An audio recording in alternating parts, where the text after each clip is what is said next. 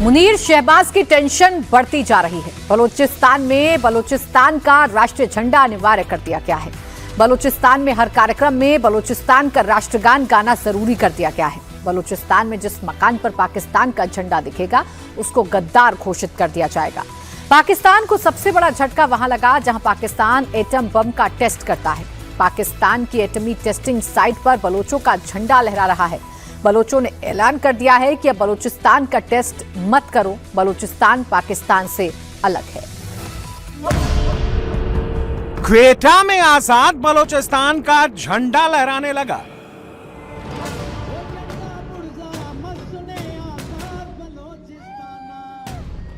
बलूचिस्तान ने अपना राष्ट्रगान लॉन्च कर दिया।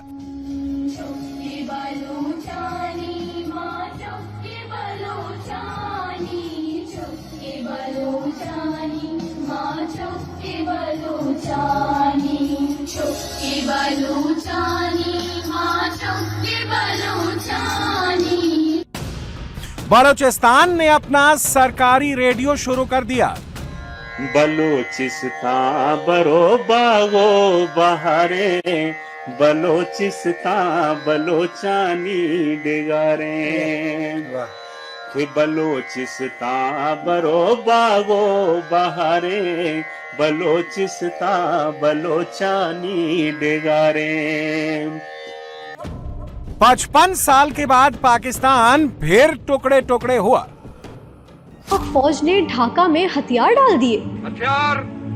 Then, on the command of their own senior officer present, General Mohammad Jamshed, the leaders of Pakistan's defeated army laid their pistols, Sten guns and rifles on the grass in the final token of surrender. ये क्या हुआ? कैसे? ये हो ही नहीं सकता, ये झूठ है। ये था पाकिस्तानियों का पहला रिएक्शन, डिनायल। कुछ लोगों को कई दिनों तक यकीन ही नहीं आया कि ऐसा हो भी सकता है, मगर जब इंटरनेशनल मीडिया से कॉन्फर्मेशंस आने लगी तो कौम शॉक में चली गई। एक गहरा, दिमाग माऊफ कर देने वाला सदमा। गलियां सुनसान हो गई, बाजार बंद, लोगों ने एक दूसरे से नजरें मिलाना भी छोड़ दिया। ऐसा लगता था जैसे हर घर में कोई पर्सनल ट्रेजेडी हुई है। सड़क पर बलूचिस्तान का झंडा लहरा रहा है, घरों पर बलोचों का विजय ध्वज लहरा रहा है, टेलीफोन टावर पर बलोचों का परचम लहरा रहा है और मुनीर कुछ भी नहीं कर पा रहा है। Balochistan declares independence from Pakistan.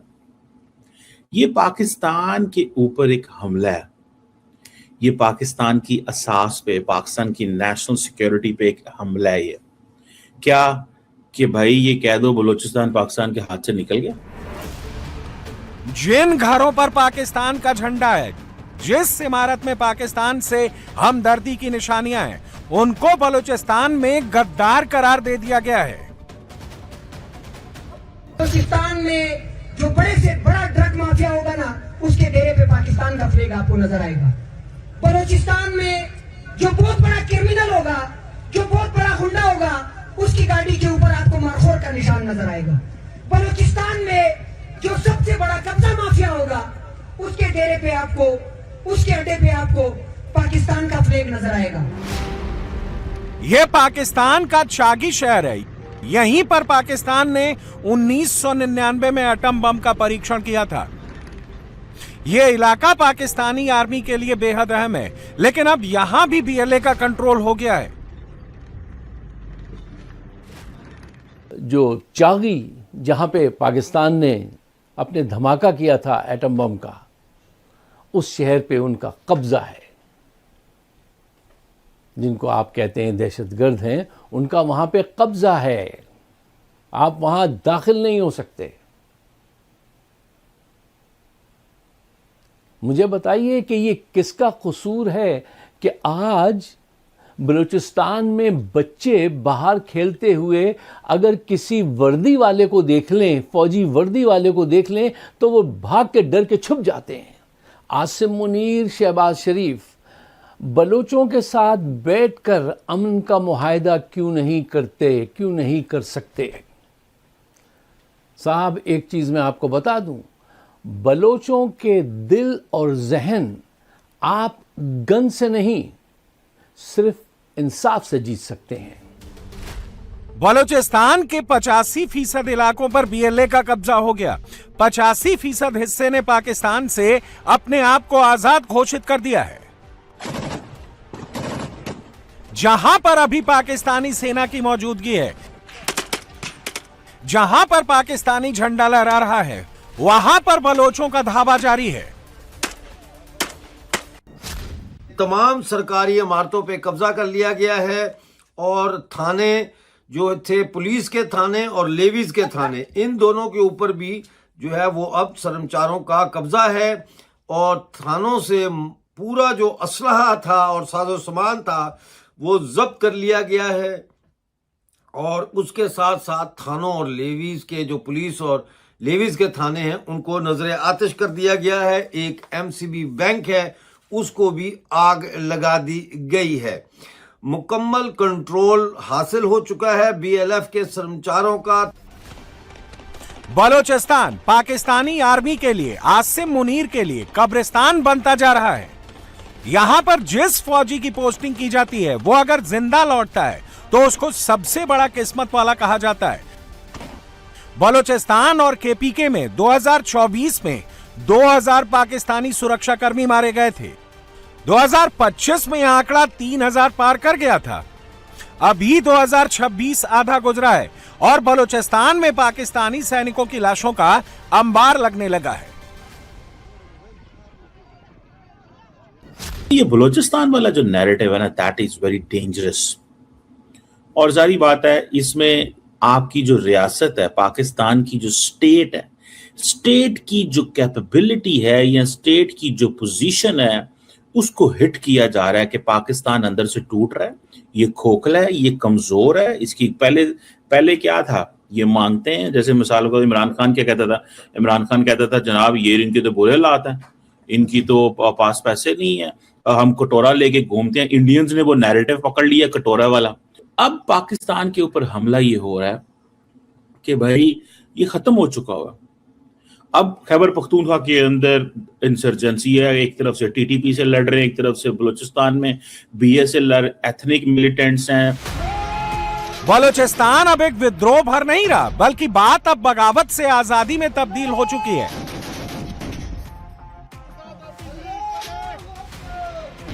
हालात इतने गंभीर हैं, पाकिस्तानी आर्मी को बलूचिस्तान में तोपों से हमला करना पड़ रहा है। मोर्टार से बलोचों पर अटैक हो रहा है। ये हथियार बॉर्डर पर दुश्मन के लिए बनाए गए हैं। बलूचिस्तान की जमीन पर तोपें गरज रही हैं, तो आसमान से पाकिस्तानी सेना बलोचों पर बम गिरा रही है। बस फर्क इतना है, प्लेन की जगह अभी हमला ड्रोन से किया जा रहा है। तब एक तो इंतहाई तशवीशनाक सूरत हाल है बलूचिस्तान में। कुछ ऐसे इलाके हैं जिसमें खुशदार है, तुरबत है, मंगी है। ये एक ऐसे इलाके हैं जहाँ पे इस वक्त फितना अल ख्वारिज जो हैं वो बड़े सरगर्म हैं और पाकिस्तान की जो सिक्योरिटी फोर्सेज हैं इन्होंने मुश्तरका ऑपरेशन शोबान के नाम से वहाँ पे शुरू कर रखा है, जिसमें बड़ी कामयाबी हासिल हुई है। और अब तक की जो लेटेस्ट इतला थी उसमें 102 के करीब फितना अल ख्वारिज के लोग जो हैं वो मारे गए हैं। जो दहशतगर्दी की हालिया वाक़यात के बाद मुल्क की सियासी और अस्करी क़यादत ने इंडियन दहशतगर्दों के खिलाफ जारहाना ऑपरेशन का आगाज़ का फैसला किया है। जैसा कि खालिद साहब ने बताया कि इसमें वज़ीर आज़म जो है शहबाज शरीफ वो कोयटा तशरीफ़ ले गए। वहाँ जाकर एक एपेक्स कमेटी का इजलास हुआ, प्रोविंशियल एपेक्स कमेटी का। उस इजलास के अंदर फैसला किया गया कि इनके साथ इनको आखिरी दहशतगर्द के खात्मे तक ये और इंटेलिजेंस बेस्ड ऑपरेशन जारी रखे जाएंगे और उस ऑपरेशन का नाम ऑपरेशन शाबान दिया गया। बलूचिस्तान पाकिस्तान के लिए दूसरा अफगानिस्तान बनता जा रहा है। बलूचिस्तान की ऊंची पहाड़ियों पर कब्जा करने के लिए मुनीर आर्मी जी जान लगा रही है, क्योंकि इन पहाड़ों से जो काम बलोचों ने कर दिया है वो मुनीर के लिए बहुत बड़ा सदमा है। बलोच लड़ाकों का दावा है कि उन्होंने पाकिस्तान का लड़ाकू हेलीकॉप्टर मार गिराया है। अफगानिस्तान से आए स्ट्रिंगर मिसाइल से मुनीर के हेलीकॉप्टर का शिकार हुआ। चंद हफ्तों में एक मरतबा फिर से बलूचिस्तान के हालात यकसर बदले हैं। एक मरतबा फिर से हमें बहुत सारी डेवलपमेंट्स नजर आ रही हैं। बलूचिस्तान के नाम से पाकिस्तानी आर्मी, पाकिस्तानी सरकार, आसिम मुनीर, शहबाज शरीफ, हर कोई डरता है। पाकिस्तान में किसी में भी इतनी हिम्मत नहीं है कि वो लाहौर से, इस्लामाबाद से रोड के रास्ते बलूचिस्तान में एंटर कर जाए। इस वक्त अगर पूरे बलूचिस्तान का सिनेरियो देखा जाए तो बलूचिस्तान में इस वक्त फितनतुल खवारिज, मजीद ब्रिगेड, BLA, इनका तकरीबन वहां पर राज नजर आएगा। वहां पर अगर सड़कों की बात करें तो सड़कों को भी आपको यहाँ पर मनाजिर दिखा रहे हैं कि किस तरह से बाकायदा गाड़ियों को वहां पर रोका जाता है। गाड़ियों को रोक कर बाकायदा उनसे असले की नोक पर जो सामान है वो हथिया लिया जाता है, गाड़ियों को आग लगा दी जाती है। और एक वाकया नहीं है, दर्जनों ऐसे वाकयात पिछले चंद दिनों में रिपोर्ट हुए हैं। इस वक्त हम अगर स्टेट की पॉलिसी को देखें तो स्टेट में हमें वजीर दाखिला का में वो बयान याद आता है कि बलूचिस्तान एक SHO की मार है। बलूचिस्तान में कब कहां से BLA की फौज आ जाए, कब कहां से हमला हो जाए, इसकी गारंटी कोई नहीं दे सकता है। बलूचिस्तान में कदम कदम पर मुनीर की मौत है। ये इकट्ठे होते हैं, ये बहुत सारे बड़े इलाकों से 10, 20, 30, 40, 50, 100 के करीब लोग इकट्ठे होते हैं, असला लेते हैं और किसी ऐसे इलाके का, जैसे कि चागी का रुख किया गया, जहां पर इनको अंदाजा होता है कि इस वक्त पुलिस मौजूद नहीं है, वहां पर फौज की बड़ी तादाद मौजूद नहीं है, ये वहां पर पहुंच जाते हैं। इससे पहले भी आपने देखा होगा कि ये लोग 20, 30, 40 की तादाद में आए, इन्होंने हाईवेज को रोका, वहां पर असला लेकर खड़े हुए, गाड़ियों की कतारें लगवा ली। ये इसी किस्म के लोग हैं जो शनाख्ती कार्ड देखकर बाद में लोगों को गोलियां भी मारते हैं। बलोच लड़ाकों के टारगेट पर पाकिस्तानी आर्मी है। बलूचिस्तान में जहां पर भी आर्मी की चौकियां होती हैं, जहां पर आर्मी अपनी पोस्ट तैयार करती है, कुछ दिनों के अंदर ही उसको खंडहर में तब्दील कर दिया जाता है। बलूचिस्तान में क्रांति अपने चरम पर है। बलूचिस्तान की पहचान के लिए, बलूचिस्तान के नाम के लिए बलोच खुशी खुशी मरने के लिए तैयार हैं, खुशी खुशी मारने के लिए भी तैयार हैं। इससे रोटी वाला सिलसिला भी नहीं मांगा है कि हमें रोजगार दे, सिर्फ यही कहा है कि बाबा यही हमारा जमीन है, पाकिस्तान बनने से पहले हम यहाँ रिहाइश पजीर हैं, हम अपने इलाके में जीने दे, तरह तरह के हरबे इस्तेमाल ना करे। कभी BLA आ जाते हैं, कभी TTP आ जाती है, ये कौन सा है? अगर गवर्नमेंट इस हद तक आवाम को तहफ़्फ़ुज़ देने में नाकाम है तो फिर वो हमें बताइए, फिर हमारे बीच वो ना आए, हम उससे कोई भी फरमाइश नहीं करेंगे। बस ठीक है, कितने मारेंगे परवाह नहीं है, 70,000 आबादी है, 1,000 मार दे, 2,000 मार दे, 3,000 मार दे, मगर बेगैरती की जिंदगी ना हमने की है और ना कभी करेंगे। बलूचिस्तान जानता है आज उसने पाकिस्तानी सेना को खदेड़ दिया है, लेकिन आसिम मुनीर इतनी जल्दी हार नहीं मानने वाला है। जब तक मुनीर जिंदा है तब तक खून बहता रहेगा।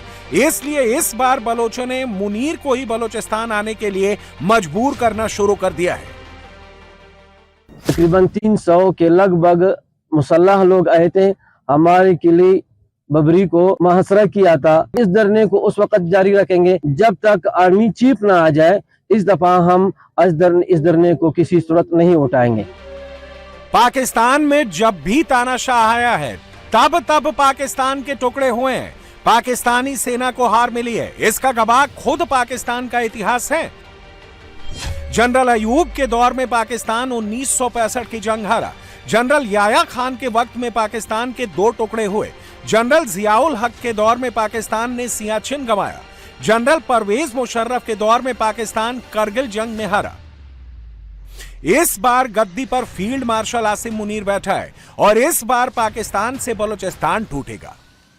तारीख में जब भी फौज का ग्राफ नीचे गया, जब भी फौज के बजट पर सवाल उठना शुरू हुआ, जब भी फौज की शिकस्त या कोई ब्लैंडर पकड़ा गया और लोग जागना शुरू हुए, तो फौज अपने पुराने हथकंडे इस्तेमाल करती है। कभी अफगानिस्तान बॉर्डर पर फायरिंग करवा देती है, कभी मुल्क के अंदर बम धमाके करवाती है, कभी फिरका वाराना फसादात करवाती है, हत्ता कि अपने स्कूलों में दहशतगर्दी तक करवाती है। फिर अपने खरीदे हुए लिफाफा सहाफियों के जरिए प्रोपेगेंडा करते हैं। पाकिस्तानी मीडिया में रिपब्लिक ऑफ बलूचिस्तान की खबर दिखाना मना है, बलूचिस्तान का सच दिखाना मना है, लेकिन पाकिस्तान टूट रहा है। ये सच जब मौलाना फजलुर रहमान ने पाकिस्तान को चिल्ला चिल्ला कर बता दिया तो मुनीर ने मौलाना को पकड़ने के लिए सेना भेजने का ऑर्डर दे दिया। मौलाना फजलुर रहमान फंस गए। मौलाना ने जलसे में इस्टेब्लिशमेंट को जिस तरह लेताड़ा, और मैंने आपसे कहा था कि बाकी सब बातें तो शायद बर्दाश्त हो जाएं, लेकिन ये जो मौलाना ने शहदा की बात की और ये कहा कि तुम्हारे फौजियों ने जो पेटी बांध रखी है, अगर वो शहीद होते हैं या लड़ते हैं तो वो उसके बदले में कौम से पैसा लेते हैं, तनख्वाह लेते हैं, मरात लेते हैं, ऐसे नहीं शहादत दे देते। तो ये बात मैंने आपको उसी दिन कही थी कि ये बात रियासत बर्दाश्त नहीं करेगी, और लग रहा है कि मौलाना इस बार मुश्किल में आ रहे हैं। जाहिद गशकोरी ये जर्नलिस्ट हैं इस्लामाबाद से, इन्वेस्टिगेटिव। जाहिद ने एक ट्वीट किया जिसमें कहते हैं कि मौलाना किसी गहरी मुश्किल में, ट्रबल में पड़ चुके हैं या पड़ने वाले हैं। मौलाना को गिरफ्तार भी किया जा सकता है और एक बड़ा मजबूत केस मौलाना के खिलाफ रजिस्टर कर लिया गया है।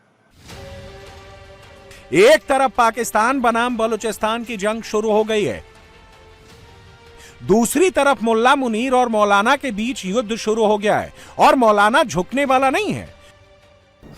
एक इदारा ये समझे कि मेरे साथ वफादार है तो वो पाकिस्तान का वफादार है, लेकिन अगर मुझसे इख्तिलाफ करता है तो फिर वो गद्दार है, चाहे 1000 दफा वो पाकिस्तान का वफादार।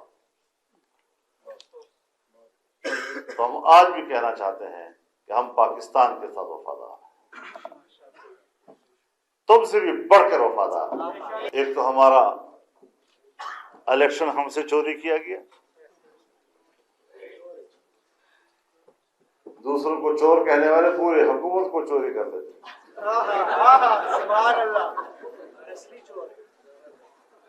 कौम के वोट को चोरी कर देते।